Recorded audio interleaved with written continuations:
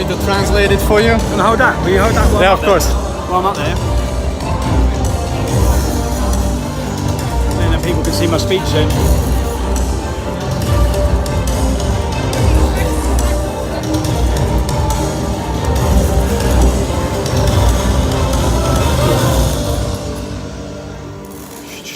Dames en heren, Alle welkom voor de moedige Britse anti-islamactivist en vrijheidsstrijder Tommy Robinson.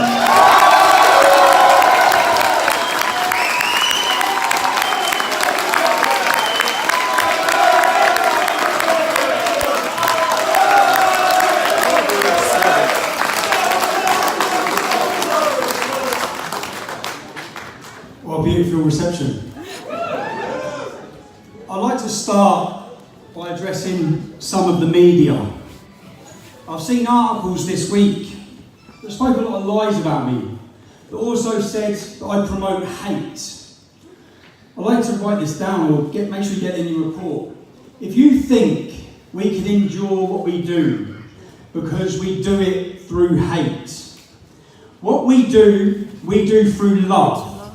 Love of our country, love of our culture, and love of freedom.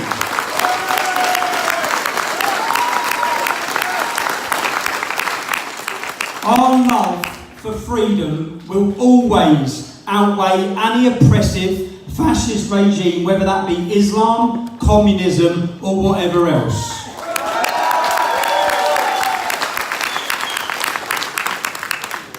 I'd like to talk a lot about freedom today.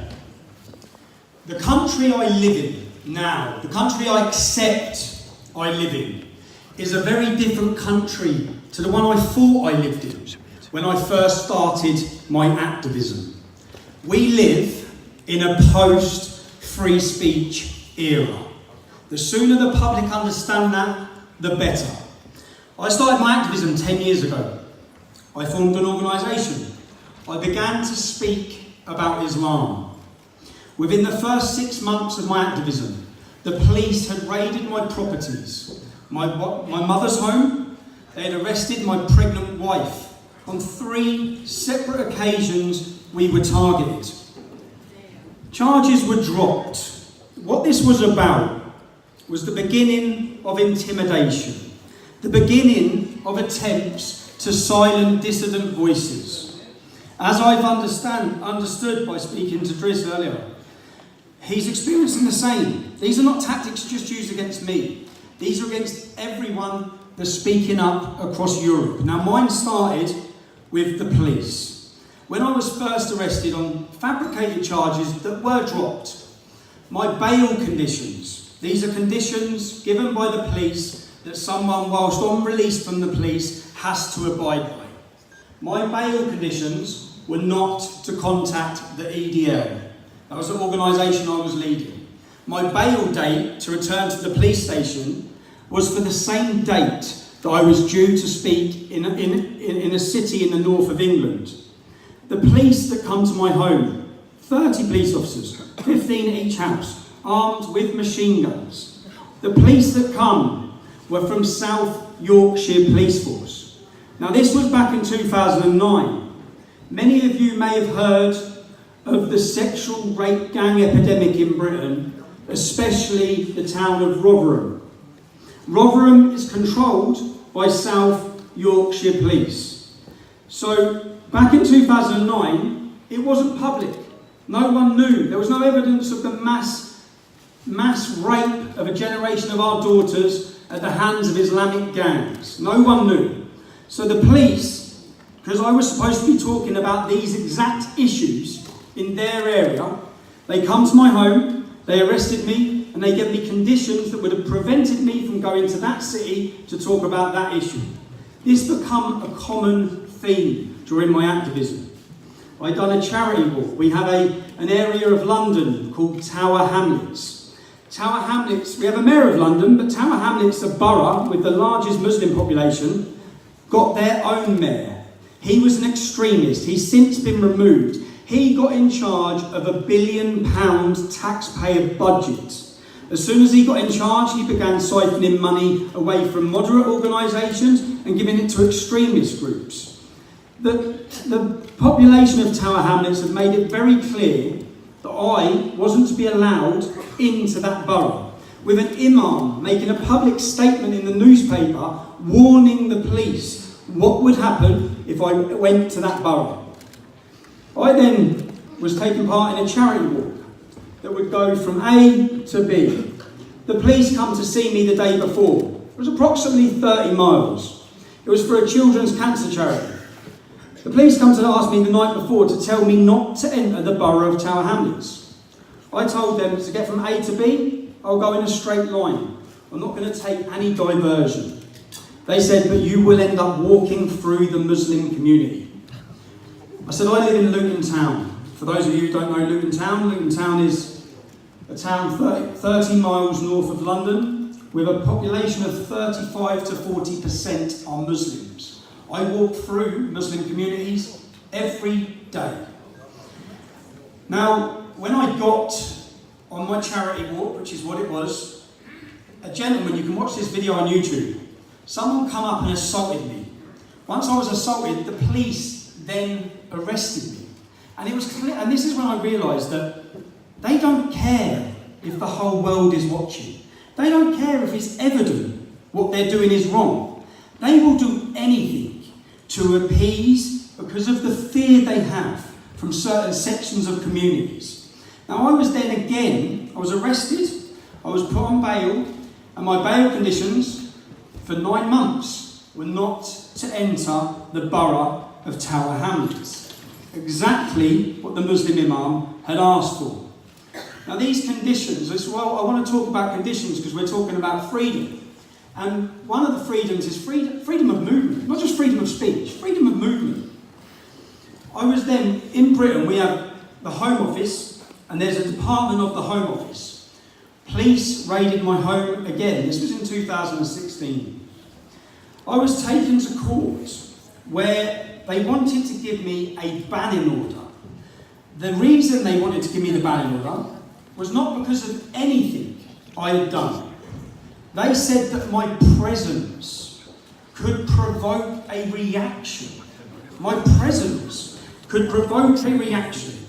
Officer after officer from the government stood on oath in court, and they begged and pleaded that I would be given this 5-year ban. This 5-year ban would ban me from walking into my own town centre. It would ban me from my train station. It would ban me, and it was literally a map, and you couldn't make it up, drawn around the entire Muslim community. Now at this, my local police force was summoned to, they used football legislation for this ban. Now my local police force was summoned to the court. When they come to the court, they were asked under oath as police officers, do we need to ban him? And they said no. Is he a danger? Him? No. Are you worried about him breaking laws? No. This was the government, the Home Office, trying to take away my freedom of movement because they fear not what I'll do, but what other groups may do. I won this battle. It cost me £10,000. This didn't stop. This has continued. Some of you may have seen, I had a court case yesterday. I was out with my children. I was in the city of Cambridge. It's a beautiful city actually. Very low Muslim population, lovely city. And the police approached me, 10 officers. I was having food. They approached me and told me that I had to leave the city. If I didn't, you can watch this video. And the crazy thing is, this video has been viewed by millions of people. They have seen the wrong that the police did. They told me I had to leave the city. I was then marched from the pub with my children, whilst multiple police officers videoed us, harassed us, clearly an abuse of police power. When it went to court this week, again, Luton police officers, my hometown, who were there, were asked to come and stand on oath. On oath, they said, Tommy Robinson is no risk. We knew he would do nothing wrong. But Cambridgeshire Police, the risk that my presence, something might happen. Nothing has happened. I'm out with my children, but if I'm left there, something might happen. So I have to be ejected from the city. Now, yesterday was a dark day, I believe, in my country. It was a day where freedom of movement, the right to family life, was taken from us. The judge sided with the police and said that it was reasonable and necessary for the police to remove me from an entire city with my children, even though it was proven that I had done nothing wrong. So people understand. I was not there on a political rally. I wasn't there to cause any trouble. I wasn't there in a large gang. I was there with 2 friends and 5 young children. We'd been to the fair. We'd been to the park. We were having candy floss. So this is where our society has moved. Our freedom has taken us. Now, with the government interference, where I'll say this is all politically motivated. Some of you may have seen I've been removed from all social media. In 2017, I looked at my reach on Twitter and on Facebook. And in a 4-week period, my tweets were read by 173 million people. My videos were watched by 59 million people. I knew when I saw those statistics that I wouldn't have long left on social media. What we've then seen, and the reasons for this, Twitter removed me. They removed me for hate.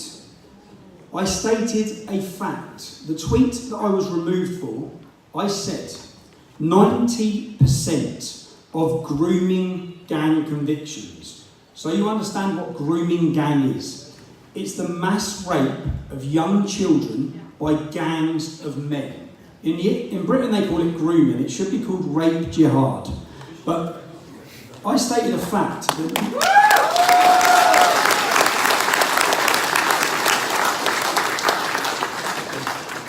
I stated a fact that 90% of the convictions on these cases are Muslim men.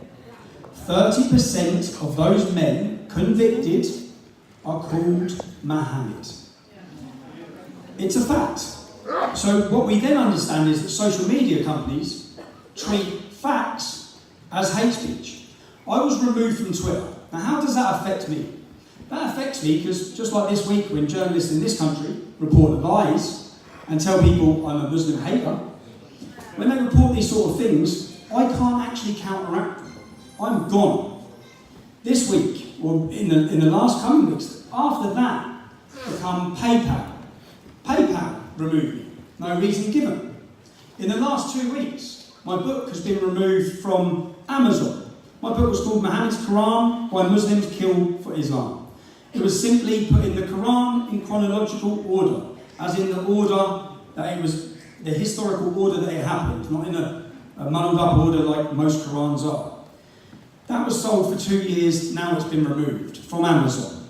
You can go on Amazon, you can buy Mein Kampf, you can buy Hitler's book, but you can't, he has it there, but you can't buy a book that is critical in any way of Islam. At the same time, Facebook and Instagram removed me. They removed me. My reach on Facebook, I have 1.2 million followers. This isn't about just silencing me.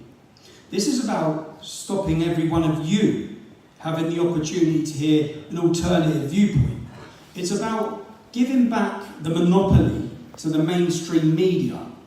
When Donald Trump was elected, and when they saw the revolution of social media, they realised they had to take it back. And what we've seen is coalition between social media and government. For example, many government figures in my country, even in the last couple of weeks, the second leader of the opposition party wrote a letter to YouTube demanding that my videos and my platform is taken away, giving no reason why. So that people understand, that the media, I believe there's some from America here, understand. Britain has very strong laws against inciting hatred, against inciting religious or racial hatred.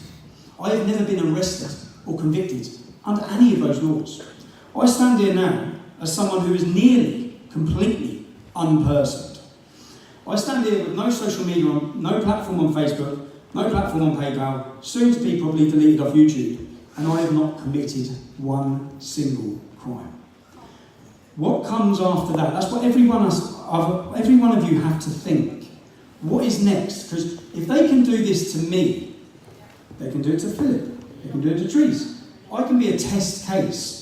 And the reason we stand up every day, or we keep standing up, is because so many people come reliant, because in general, people are in fear. People are scared to speak freely, which is why I say, free speech, it's only free if it doesn't have consequences. How many of you truthfully feel, I don't know the situation here, but in Britain, that you can speak openly and honestly about your politics, about what you think, about what scares you and what fears you? And more than anything, as we see these attacks, and we see this attack on freedom, many of you would have seen, I was imprisoned last year for holding an iPhone and speaking calmly and stating facts and giving publicly held information. I was taken off the streets and locked away in what can only be described as a kangaroo court. In fact, what has been proven as an unlawful and flawed trial. When that happened, and a special thank you here to Philip, a special thank you to your political party for raising the profile, for travelling to my country. Do you know that when that happened, we have 650 MPs in my country? Not one of them spoke up. In fact, the media, who are supposed to be journalists themselves, who are supposed to care about free speech, who are supposed to care about these exact issues that we love, that we are fighting for. The media bent over and pushed against each other for who could write the biggest damning piece for why I deserved to be in prison. I committed no crime. I was kidnapped off the streets and I was locked in solitary confinement with complete abuses against every one of my human rights for highlighting the issue of sexual exploitation of our daughters at the hands of Muslim migrants. Even now, since exposing, I've done a documentary, that was recently aired, which proved categorically that the BBC, supposed to be unbiased, were working with far-left NGOs, Hope Not Hate, who are a far-left extremist organisation. They were working together on a planned documentary to take me down. I proved with undercover footage that the main man from Panorama would clip my footage, edit my footage, and create fake news.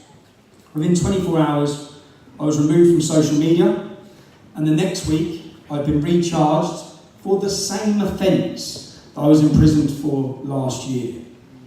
I don't want to stand here and act like I'm asking for sympathy for my personal self. This isn't about me, it's not about Tommy Robinson. It's about the fact that if they can do this to me, they can do it to you. And to the journalists and the left-wing organisations who celebrate every moment of this fascism that happens against us. It's us today and it's you tomorrow. If you really care about freedom, if you really care about free speech, even when people have difference of opinions that you despise and you hate, you must protect it. And the reason being, everyone saw the atrocity, the terror attack that happened yesterday. When we take away a healthy centre for debate, for genuine debate and criticism about real fears, concerns and problems that are in our nation, when you take that away in the level that you are, the censorship that you're enforcing on the public for no crimes, when you do that, you will create monsters. We do everything we can to stop that.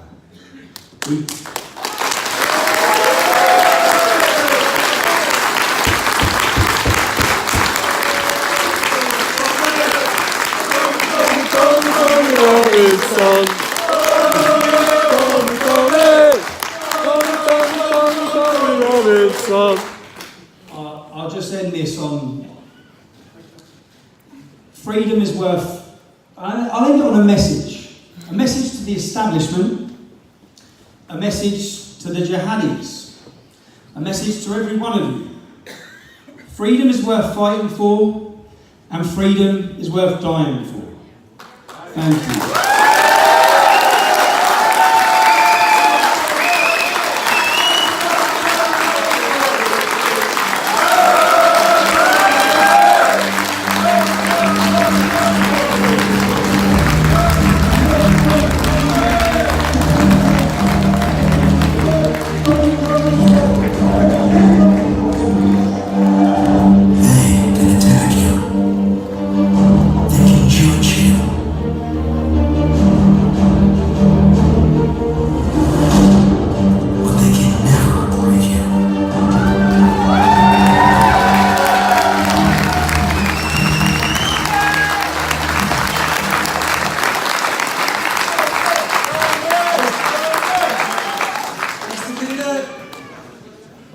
First of all, and I will say it in English because he doesn't understand our language.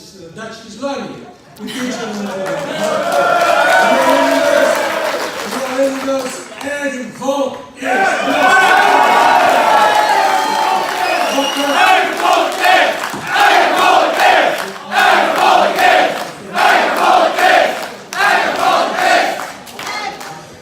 But first of all, I would like to thank Tommy Robinson for being here today with us.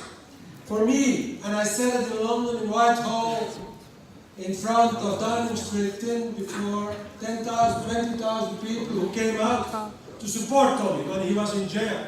And I supported him together with the leader of UKIP, together with lots of free thinkers and freedom fighters in Europe. For me, Tommy Robinson is a modern braveheart, not a right-wing hooligan, but a civil right hero.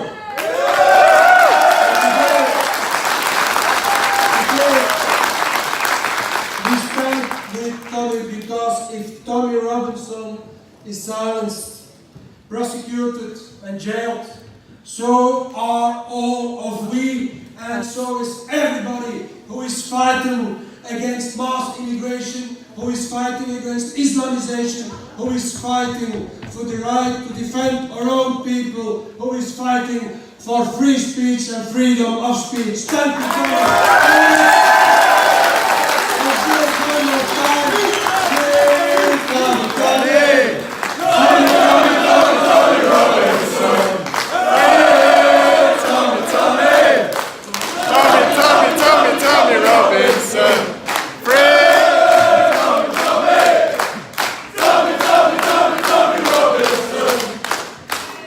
Thank you, Tommy. Thank you, Mr. Bina. Mr. Bina, wat geldt voor Tommy Robinson, geldt uiteindelijk ook voor onze Vlaamse Tommy Robinson, voor Dries van Langenhoven.